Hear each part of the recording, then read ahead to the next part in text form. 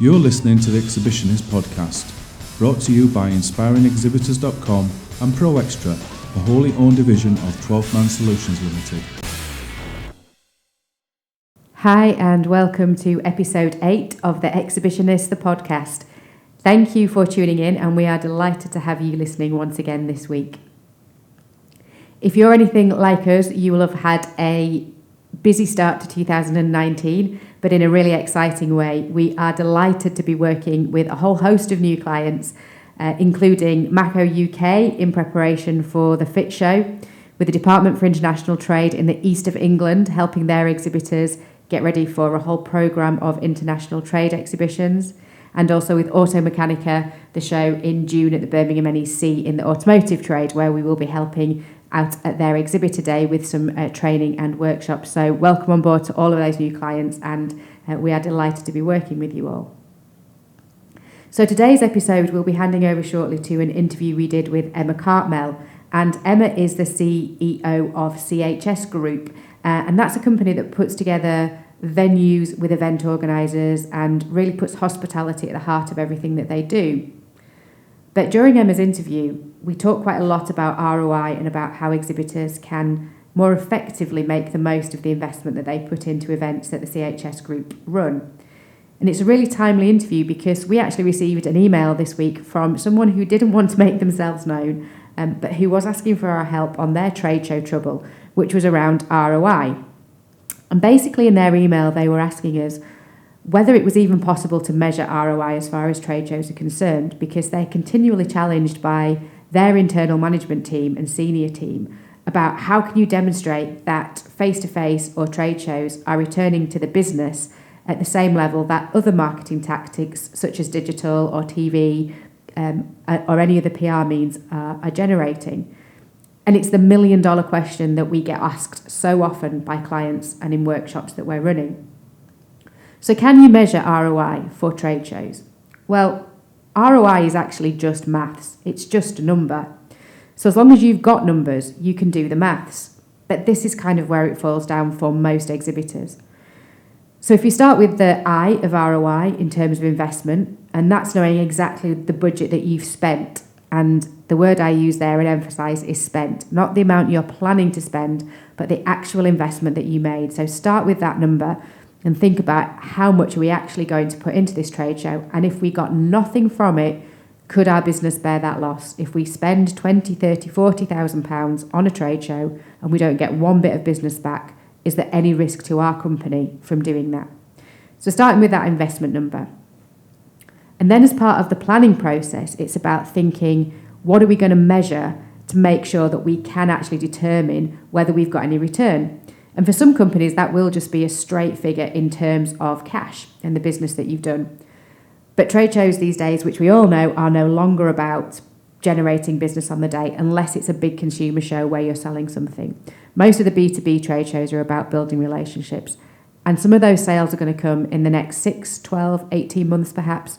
So to try and generate an ROI figure before that 6-month period is really difficult because you just won't know whether you've done any business.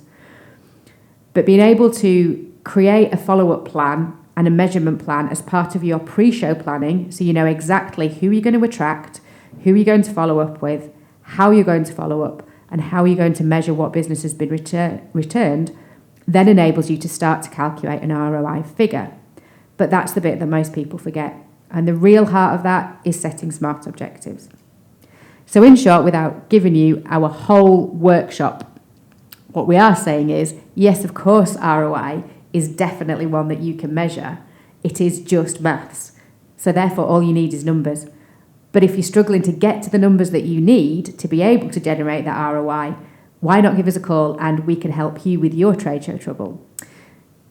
So if generating ROI is just all about the numbers, how do you effectively get to actually having some numbers to calculate and to do the maths with in the first place? Well, that's all about running a really effective trade show where you're at the right show for the people that you want to meet. Those people know you want to talk to them and you're communicating with them before the show. You can identify them easily when they arrive at your stand. You have a really engaging conversation that solves their problems, and then you agree to follow up with some really clear actions. Simple? It really isn't. It's tough, hard work doing trade shows.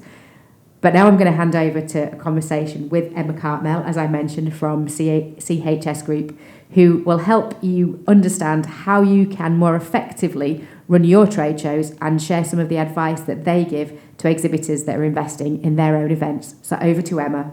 So in this episode, we are delighted again to be joined by Emma Cartmell, and Emma runs the CHS Group. So we're going to have a really good conversation today, mainly about driving ROI and how exhibitors can work harder to make sure they're getting the best possible returns they can from their exhibition. So welcome to the show, Emma. Hi, nice to be here. So before we get into chatting to you, can you just give our listeners a little bit of a background about your role and your organisation? Yeah, so we predominantly organise events where hotels and venues get the opportunity to meet their potential clients in the MICE industry, so meetings, incentives, conferences and events. So our main event is an exhibition, a trade show in Leeds, which about 250 exhibitors and about 1,000 people attending. Okay, and so tell me then, what have been the hot trends for venues this year then? What have buyers been looking for when they've been wanting to book venues for their events and meetings? I think a lot of it depends on who the client is, really. If it's direct, they're obviously, I think no matter who it is, they're looking for that personal relationship. We're getting more and more into a world where things are becoming more online. People are going through to call centres where what they really want is that contact they can pick up the phone to and just have the conversation. And that's why trade shows are still such a big part of the marketing mix, because that's the only time where you can really touch base with a large number of clients in one go. In terms of venues, we find the trend is still increasing towards the independently owned venues. We specialise in helping independent venues find more, win more business. And if you're an agent and you have clients and you're placing, you're organising events for them, you want to go to them with a great venue that's not really been heard of, or a new venue, or something that's a little bit quirky. And that's where the independent venues really come into play. It's really interesting to hear you say that, because it seems as though there's a lot of venues that are entering this space that aren't the traditional conference centres or big hotels. And so it's getting more and more competitive. What can venues do to really make themselves stand out in what's becoming quite a crowded market? And the hardest job that venues have really is getting in front of the right people and then getting those people to see the space, because event organisers tend to be more creative, not always, but tend to be more creative. I know that I can walk into a venue and I can just visualise an event, and sometimes it takes the venue to come first for you to get an idea, and you might not use it for months or years later when you just get that client brief and you just think, I just know the perfect space for it. So, but it's hard, time is poor, or people are time poor, so the agents don't have a lot of time to go and see these venues. It's a bit of, chicken and egg, but when they do, they really sort of can conceptualise what they can do in the space. Yeah, it's interesting again to hear that. We've just spent a couple of days down at Excel going to a number of different exhibitions that are down there.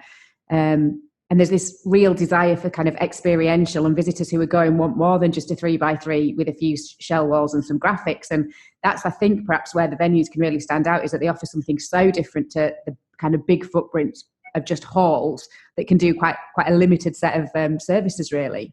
Absolutely. And I think one of the fears that people have is that they think that has to cost a lot of money, and it doesn't. It just takes a time to prepare and be creative and think about what the message is that you're trying to get across. Because the one thing I can't bear is sort of experiential for experiential sake, when it hasn't got anything at all to do with your brand or anything at all to do with your venue. So if you think about, okay, what is it that's, what's our brand, what are our values, what we're trying to get across, then the creativity should come from that.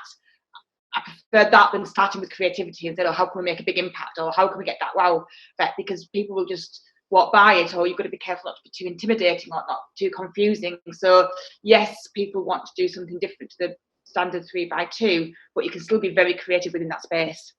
Absolutely. But as you say, always with that kind of relevance in mind of what it means for your proposition. We, again, this week have just seen a couple of examples where people have put kind of crystal maze grabbers where you're grabbing gold tokens and in an air tunnel, and you just think that's nothing to do with your brand. It might have got people there, but it's doing nothing to help sell your message, but actually it's taken up 2/3 of your stand. So it's got to be with that relevance. Yeah, I think it all depends on what you want to achieve, and I think things like that work if all you want to do is, collect data, is get people to your stand, have some fun, get, scan their badges, and for some people that is actually an objective that they have. If you've got a marketing campaign coming up and what you need is to build your database, not so easy now with GDPR, but if that's what you're trying to achieve, then a big attention grabber on your stand that just gets people there might work for you, but that has to be your objective.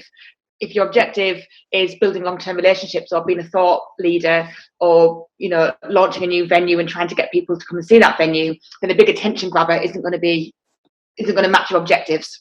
It's so refreshing to hear you say that, because we work so hard with our clients talking about objectives, and exactly as you say, it is okay for you just to collect data, as long as you know what you're going to do with that data when you've collected it, and that, you've got a purpose for it. But just standing there scanning badge after badge after badge and then thinking, well, what do we do with all this now, doesn't really get you any value out of a trade show at all. And I think this is why, we've spoken before about, it's all about the planning. That's where the gold is, the planning, not the day itself. And if you're thinking, oh yes, we'll just get all these badges, it's not good enough, because you've got things like GDPR, you've got things like, okay, that relationship, people still, even without GDPR, people still want to know why they would have been on your database or what have you. So it has to be thought through. Okay, like you say, why we're collecting this data, what we're going to tell the people about why we're collecting this data, what we're going to do with the data, how we're going to, you maximise it,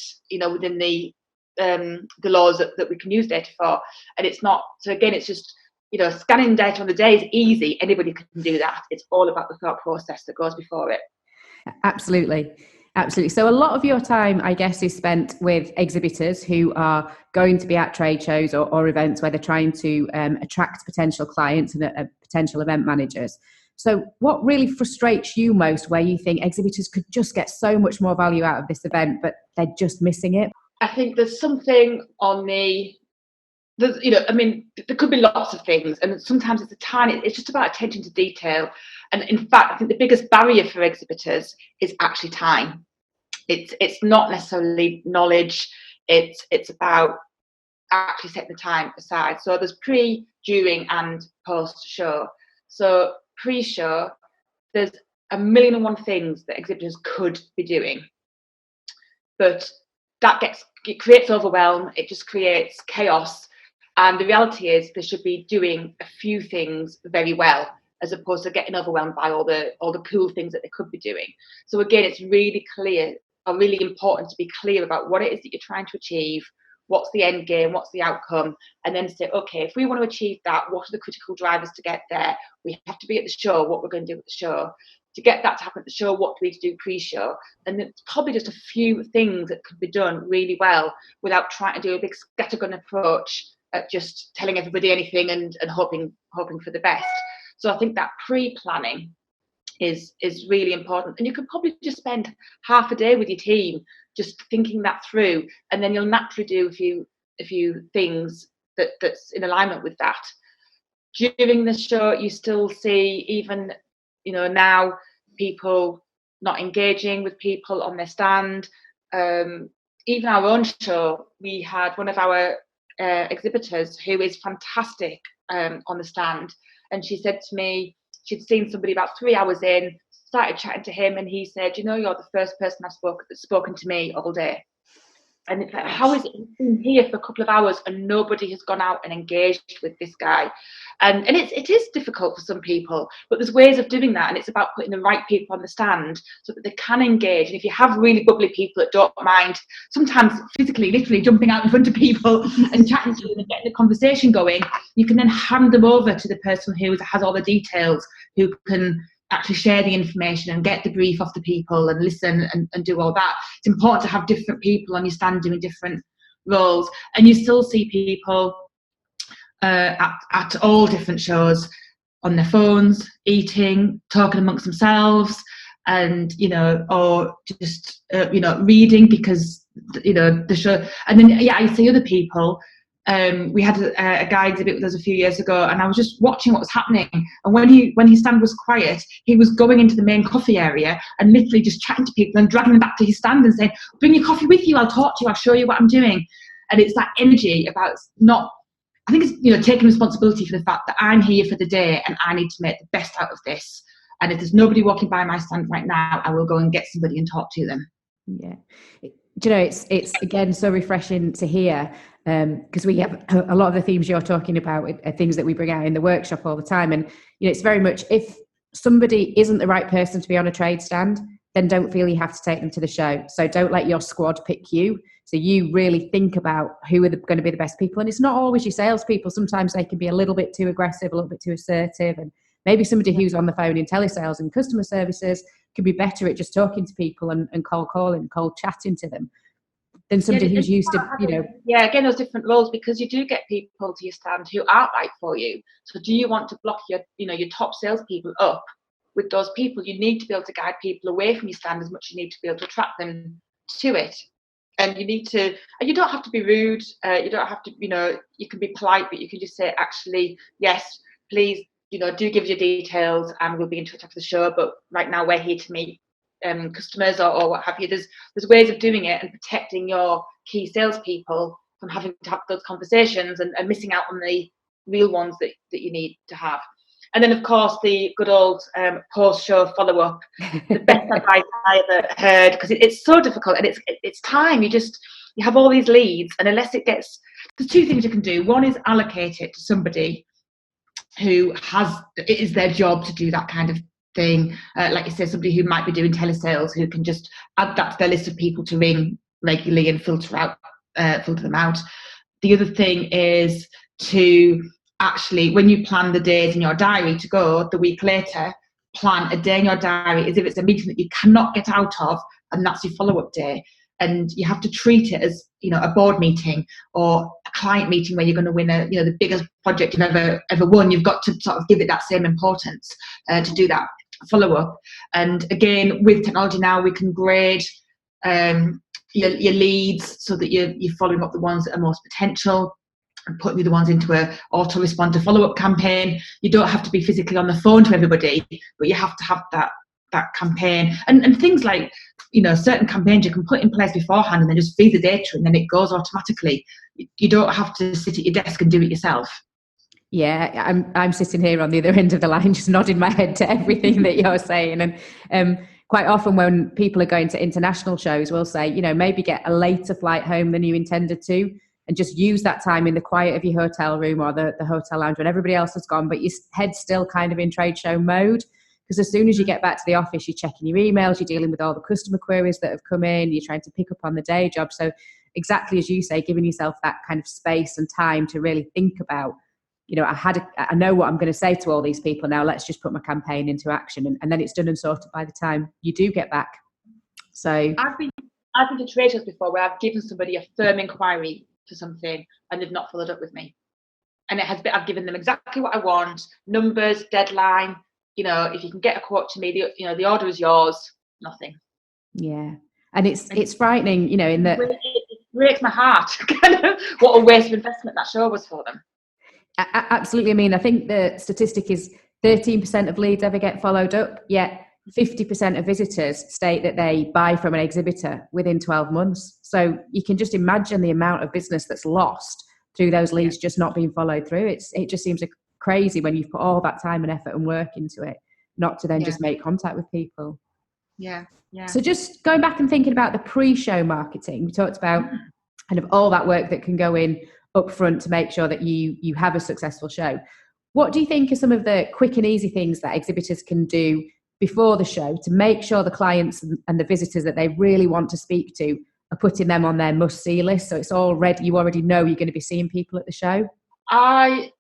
There's a number of things you can do, and some of it is around that sort of the general marketing, letting people know where you are, your stand number. I'm a big advocate of actually contacting your current clients and your target clients and invite them to come and see you at your stand. And there's a lot of people, we've talked about this before, around there's a school of thought that says, no, that's not my job. I pay to go to an exhibition to meet new people. It's not my job to get people there. and there's the people that see what I would see in that case, which is if you're not inviting those people, somebody else might be. So all that potential is lost. If they're your current clients, yes, you might think if I invite them, they'll then go and see somebody else. But the reality is those other people are there anyway. They can get them, find them on the internet. It's all about that relationship. And if I went to an exhibition and I was invited by a supplier, then I saw my current supplier there, I would think, well, hang on, how come I've been nurtured by these people and I already work with you and I don't matter to you? So I think it's important to really think about, okay, if we could have 20 really valuable conversations, who would they be with? And even then, we would encourage people to say, that's who you want there, tell us, we'll invite them for you. If you don't know who they are, or you're hitting a brick wall because you're one independent venue that they haven't got time to see, we can go in and say, look, we have a lot of venues that we think might be useful for you, particularly this one. Why don't you come along and see? And we can do it from a different angle. So I think if people have more of an open mind around all this and start to think about who they want to see there and invite those people and take them for coffee, etc., on the stand, or invite them to the stand and take them away, off for coffee, I think that's one of the most valuable things you can do to make sure that your day or 2 or 3 days is a really good investment of your time.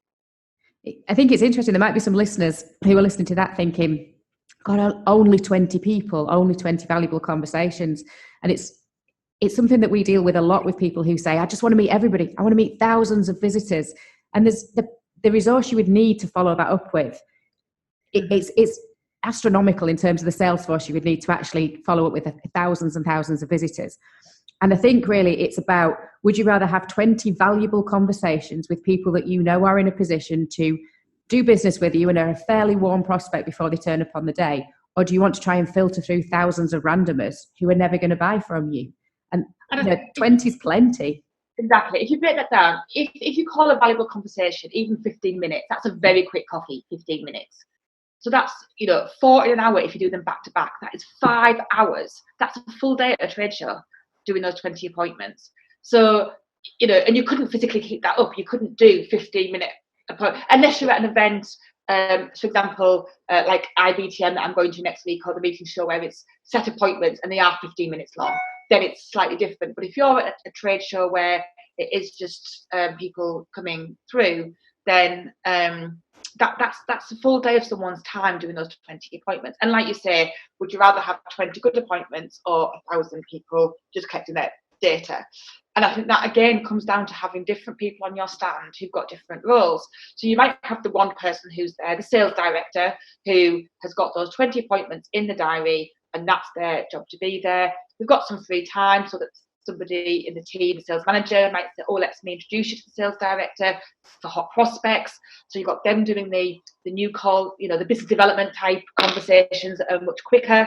And then you've got your telesales people who are bringing people in and, doing the jumping out at people and getting people off the stand if they're not relevant. It's all about the people you have on the stand and what jobs you've allocated them all. Yeah, assigning roles, it's brilliant to hear you say that, because I think everybody sort of thinks they've just got the same job to do, which is speak to somebody, get their contact details at all costs and add them to a list somewhere, and somebody else can work out whether they're valuable or not. But it's, whether you've got a technical expert, whether you've got somebody who's dealing with press and PR, whether you've got somebody who's dealing with their existing customers come and maybe they've got an issue they want to talk about. If you've got a new launch, you've got existing customers that you want to upsell to, so everybody having a slightly different role, but understanding what their role is in that team. And sticking to it. Yes. Yeah. That's the hardest bit. Yeah, definitely. And not stealing kind of prospects off each other as well. It's like not doing someone else's job. If your job is doing one thing and then you go off and do somebody else's job, then no one's doing yours. Yeah. So it's not saying that this is, and yes, okay, you might have a really hot prospect and your sales manager and sales director are also in great meetings. It's a lovely problem to have. Of course, you're not going to say, can you just wait there because my job is to go and grab some more people. It's to keep that person chatting until the person's free, finding out as much information as you can about them and what their, what events are doing, what their brief is.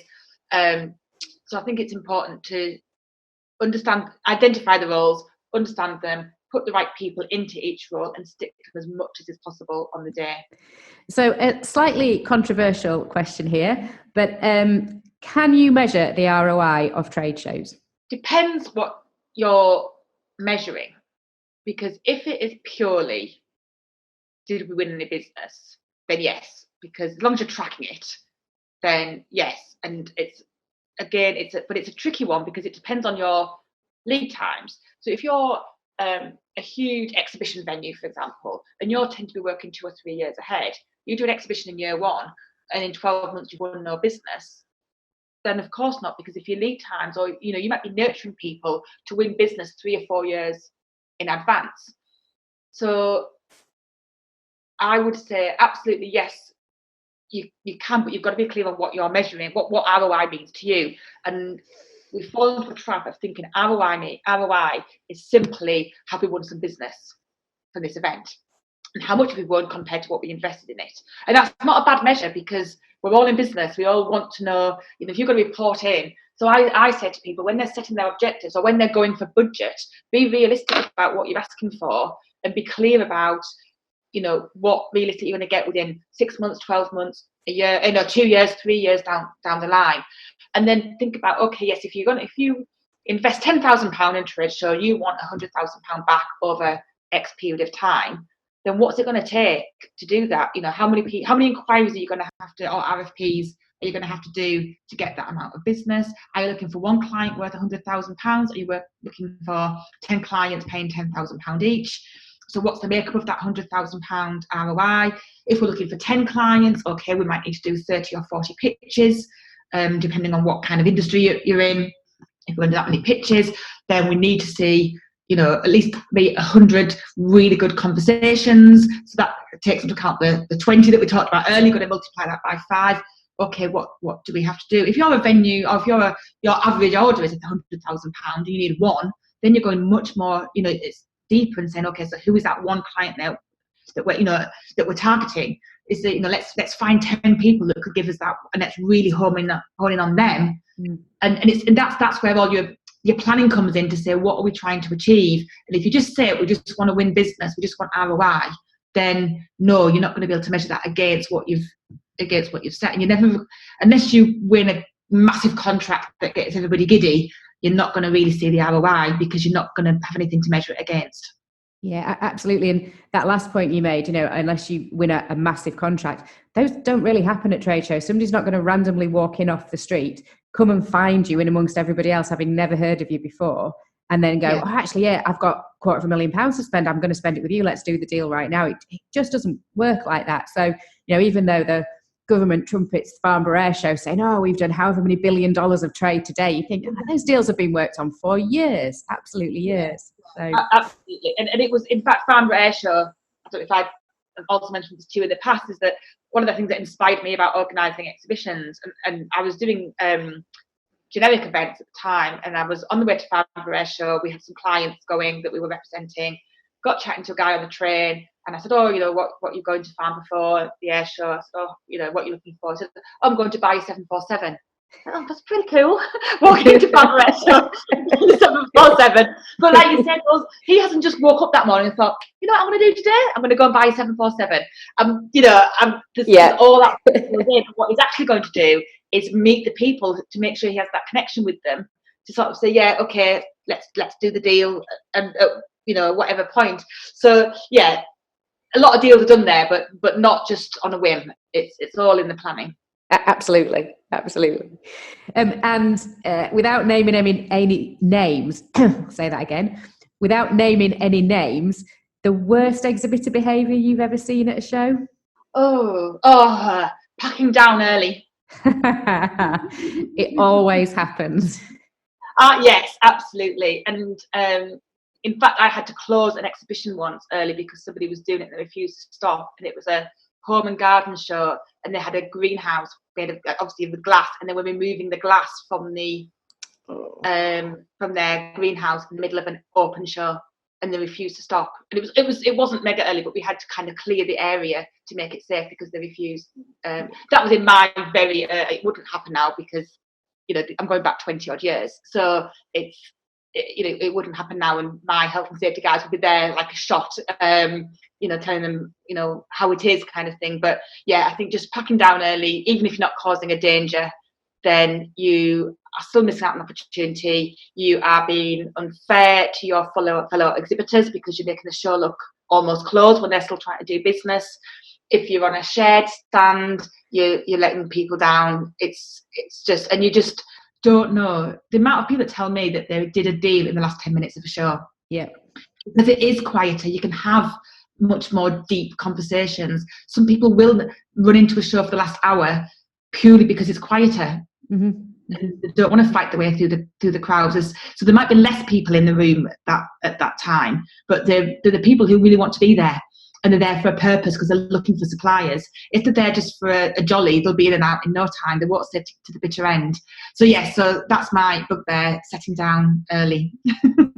And it drives us mad. We, if we're ever doing exhibitions for ourselves or on behalf of clients, between the team, we tend to have a bit of a wager of, what's the earliest time we're going to see somebody packing down, and they tend to get a drink bought for them. But I know one show we were at earlier this year, not only did Exhibitors start packing down, the shell company then came in and started dismantling the shells with half an hour to go. And you just think, oh my God, why is the event organizer not here jumping on that straight away? Because it just sets the tone for everybody else thinking, oh yeah, it's okay now, it must be time to go home. So yeah, it's such a no, and I know it's difficult, and I have been at other trade shows as well where there has literally been nobody there, and it's kind of like, well, okay, what are the exhibitors supposed to do when when literally everybody has gone? So you can see it from the exhibitor's perspective, but I just think if you've paid to do something for a full day, do the full day. Yeah, absolutely. And if it is quiet and there's more than one of you on the stand, it's a great time for somebody to just go around and have a really good look at all the other exhibitors' stands. What do you like? What do you not like? Have you got any inspiration? Can you get chatting to anybody who you might be a supplier to? They might be a supplier to you. It's just a really good time to sort of walk the floor when it's quiet, and other exhibitors will probably be happy to chat to you as well. Exactly. And there's a lot of trade that happens between exhibitors. So, we have very strict rules around not selling to exhibitors at our show, and it goes on at all shows. You've got to kind of be there to stop the people from doing it and see them in action, kind of thing. But trade between exhibitors is a completely different thing, because there is that camaraderie, there is that sense of, oh, let me connect you with somebody, or did you speak to this client? I couldn't do anything for them, but you might be able to. Let me give you their details. It's a great opportunity to have people doing something and using that time effectively, not just packing down and actually causing a health and safety risk. Even if it's just pop-up stands, you see them in the aisles and think, it's not fair to your fellow exhibitors to do that. Absolutely. So as we race into Christmas and 2019 already, what are you guys predicting as the hot trends for 2019 in the exhibitions industry? Whether it's going to happen as quick as 2019, but I do think technology, and particularly AI, artificial intelligence, will have a role to play. I don't see that role. I don't think we're going to be, walking to exhibitions and there's going to be all full of robots and nobody there. I still think we go to trade shows to connect with humans. That's why we go to them. So I don't see that, but I do think it's going to help us in terms of being able to do things like marketing and profiling, quicker, cheaper. We're going to be able to make that customer experience better. One thing so in terms of technology, not necessarily AI, but the Association of Event Organisers commissioned some research a few years ago. They recommissioned it again for this year, which is all about eye tracking technology to see where people, when they go into an exhibition, what they look at. And what was really interesting is that the last research found that people don't look up. So when we have header boards or we hang things from ceilings, people don't really look at that. They look very much down at the ground. Now that eye tracking research might show something different this time around, but it's really interesting. So I think for exhibition organisers, it will help us shape how we, where we position things, how we set things out. It creates marketing sponsorship opportunities based on where we know that people look. For people who are exhibiting, it will influence their stand design. So I think that whole technology will have a bigger impact, but not in the way we should fear, not in a way of robots. I think it will help us to spend more quality time with people as opposed to taking it away.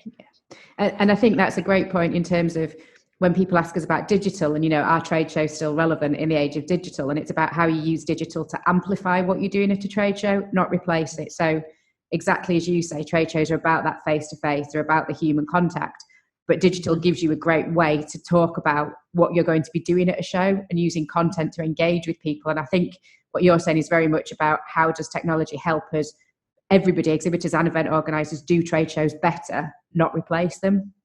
Absolutely. So it helps us reach more people. It helps us say all that engagement beforehand. It helps us connect.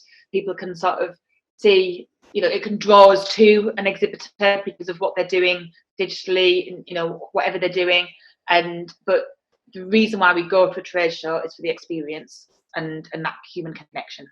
Yeah, absolutely. And long may that continue. So yes. We all spend far too much time behind screens. So it's great having spent 2 days engaging with actual people at very different trade shows in Excel. It's great just to have a bit of a human contact.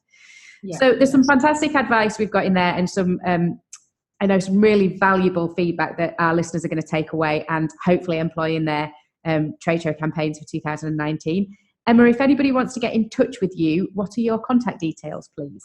So you can get me on LinkedIn, just Emma Cartmell. The email address, emma.cartmell@chsgroupuk.com.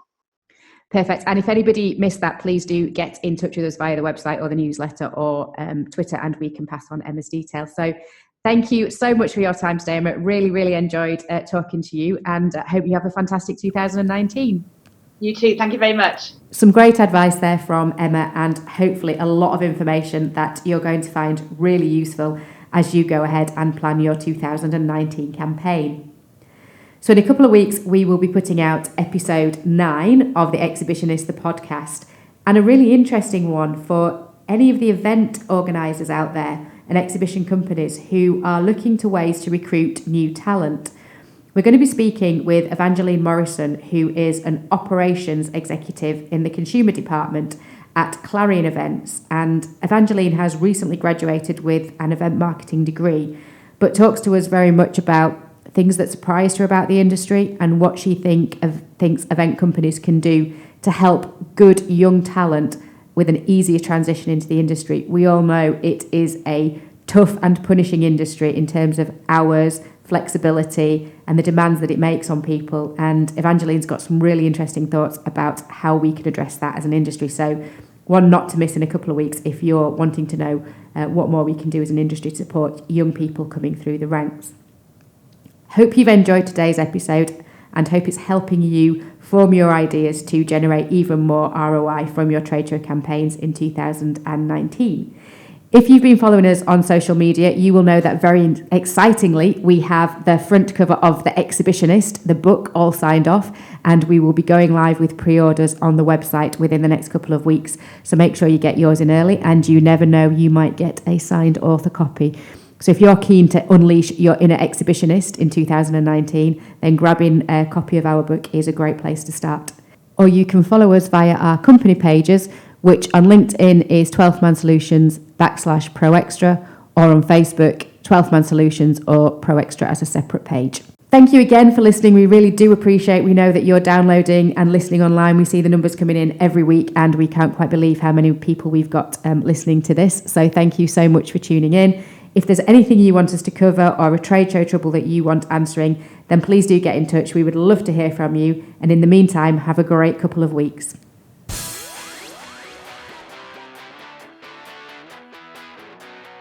If you'd like more information about our book, The Exhibitionist, future podcasts and newsletters, please remember to pop over to inspiringexhibitors.com, where you'll be able to find all the relevant information.